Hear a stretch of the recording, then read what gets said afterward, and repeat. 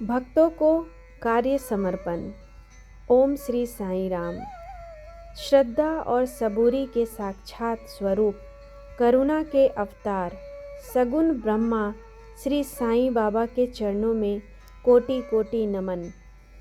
प्रिय साईं भक्तों, आज हम साईं सच्चरित्र के अध्याय 3 भक्तों को कार्य समर्पण की अमृतमयी कथा सुनने जा रहे हैं। यह अध्याय हमें सिखाता है कि जब भक्त अपना हर कर्म साईं को समर्पित कर देता है, तब वही कर्म पूजा बन जाता है। आइए मन, वचन और कर्म से साईं को स्मरण करें और कथा का शुभारंभ करें। ओम साईं राम। कार्य समर्पण का वास्तविक अर्थ। साईं बाबा केवल पूजा पाठ तक सीमित नहीं थे। वे भक्तों को यह सिखाते थे कि घर का काम, नौकरी, सेवा, व्यापार सब कुछ यदि साईं को अर्पित हो जाए तो वही सच्ची भक्ति है। अध्याय 3 का मूल भाव यही है, कर्तापन छोड़ना और समर्पण अपनाना। बाबा का स्पष्ट संदेश। साईं बाबा कहते थे, जो करता है वही पाता है, पर जो मुझे समर्पित कर देता है उसकी जिम्मेदारी मैं ले लेता हूँ। भक्त जब यह समझ लेता है कि मैं नहीं, बाबा कर रहे हैं, तभी जीवन हल्का हो जाता है। भक्त और कर्म का बंधन।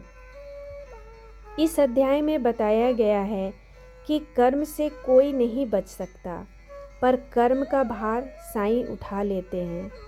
यदि भक्त अहंकार छोड़ दे, फल की चिंता छोड़ दे और कर्म साईं को अर्पित कर दे। साईं बाबा का यह भाव गीता के निष्काम कर्म योग से जुड़ा हुआ है।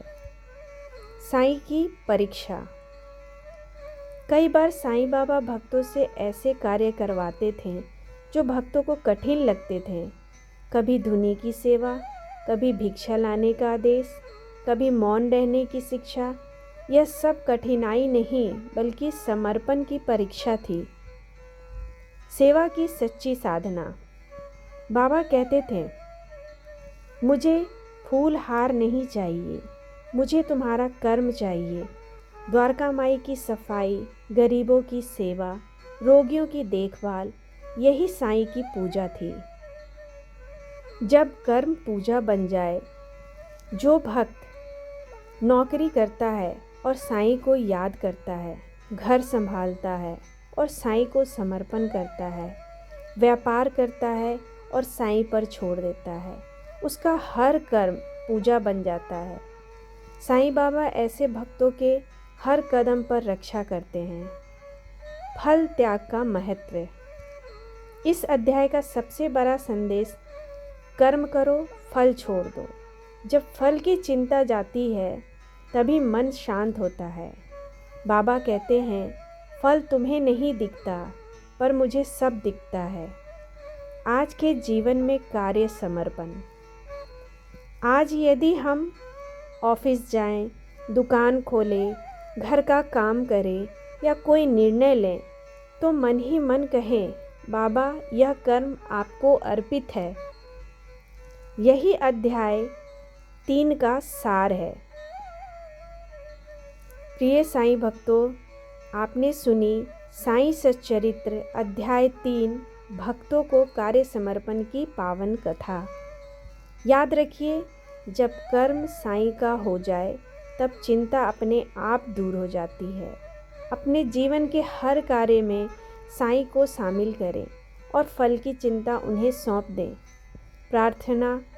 हे साईं बाबा, हमें ऐसा हृदय दें जो हर कर्म आपको समर्पित कर सके, हमारा अहंकार दूर करें और हमें सच्चा भक्त बनाएं। ओम साईं राम। यदि यह कथा आपको शांति दे तो लाइक, शेयर और चैनल को सब्सक्राइब जरूर करें। अगली कड़ी में हम साईं सच्चरित्र के अगले अध्याय के साथ फिर मिलेंगे। जय साईं राम।